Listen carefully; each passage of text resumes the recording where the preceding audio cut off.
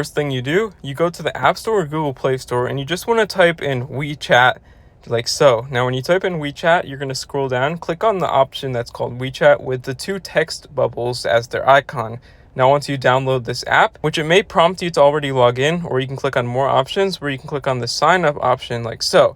Now once you click on sign up, you enter in your full name, your region, which is where you live, the country, your phone number, and you set password and you agree to the terms and conditions. I've been using this app for about 6 months. I was in China and it's relatively safe and really easy to use. It's like more convenient than text message.